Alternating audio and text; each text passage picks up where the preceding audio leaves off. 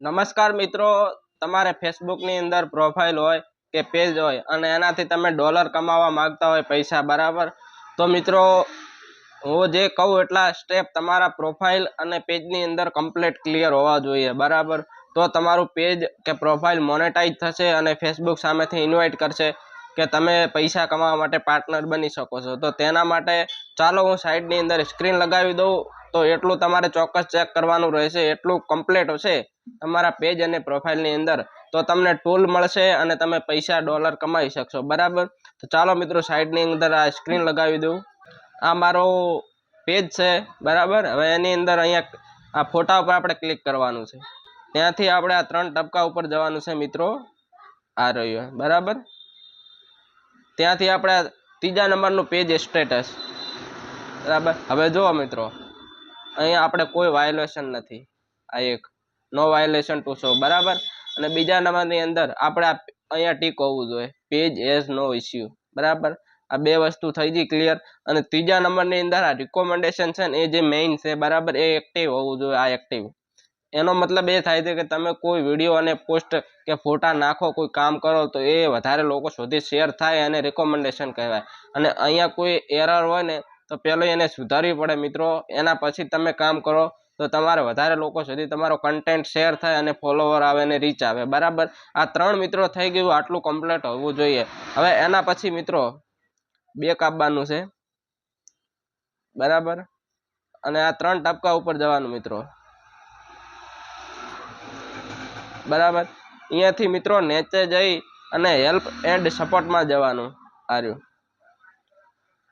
બરાબર? ત્યાંથી મિત્રો સપોર્ટ ઇનબોક્સમાં જવાનું, અહીંયા.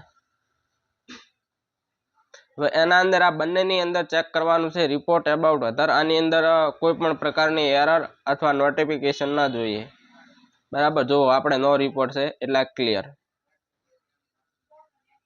બરાબર? અને નેચે યોર અલર્ટ, આ મેઇન છે મિત્રો. આની અંદર કોઈ વાયોલેશન આપણું ન હોવું જોઈએ. આની અંદર વાયોલેશન ક્યારે આવે કે કોઈનો વિડીયો અને ફોટો હોય, તો તમે ત્યાં ગાળી ગલોચ કરી હોય ને, ત્યારે અહીંયા એ વ્યક્તિ તમારી કમેન્ટ ઉપર રિપોર્ટ મારે ફેસબુકને, તો એ ફેસબુક તમને રિપોર્ટ આપે અને અહીંયા વાયોલેશન આપી દે, તમે કોઈની કમેન્ટની અંદર ગાળી ગલોચ જઈને કરી હોય.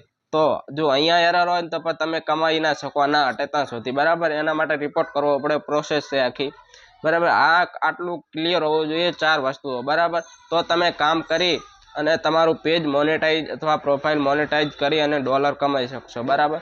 અને મિત્રો, જેટલો તમે ઓરિજિનલ કન્ટેન્ટ સાથે કામ કરશો ફેસબુકની અંદર, એટલો જ વધારે ડોલર આવશે. અને બહુ જ ડોલર છે ફેસબુકની અંદર, બરાબર? બહુ મોટા પેમેન્ટ આવે, પણ વિડીયો ચાલવા જોઈએ અને કન્ટેન્ટ એવો લઈને આવવાનો મિત્રો કે લોંગ સુધી ચાલે અને તમારો ખુદનો હોય. અને કોપી પેસ્ટ વિશે મિત્રો વિચારતો હોય તો ન વિચારતો. અને મિત્રો, પ્રોફાઇલથી પણ પૈસા કમાઈ શકો છો અને પ્રોફાઇલને પેજમાં કન્વર્ટ કરીને એ પણ રીતે તમે કમાઈ શકો છો. અને પ્રોફાઇલને પ્રોફેશનલ મૂડ ઓન કરવું પડે, એના પછી એની અંદર તમે ટૂલ મળી શકે તમે કામ કરો તો. અને એ પ્રોફાઇલની અંદર પ્રોફેશનલ મૂડ કઈ રીતે ચાલુ થાય, જો ના આવડતું હોય તો કોમેન્ટ કરજો, એનો પર્સનલ વિડીયો લઈને આવીશ.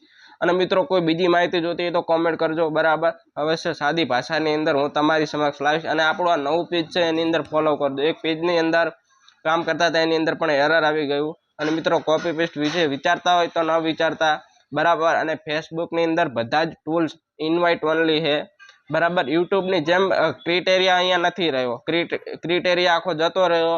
એમને ગમશે ને તો એ લોકો તમને ટૂલ આપશે, પણ ઓરિજિનલ હશે ને એ લોકોને જલ્દી મળશે, કોપીવાળાને નથી મળતું અત્યારે, બરાબર? બીજી કોઈ માહિતી જોતી હોય તો કોમેન્ટ કરજો. અને મિત્રો, આટલી મહેનત માટે વિડીયો બનાવે છે તમારી સમક્ષ, તો એક લાઈક અને ફોલો કરવાનું ના ભૂલતા. ધન્યવાદ મિત્રો, મળીએ બીજા વિડીયોની અંદર.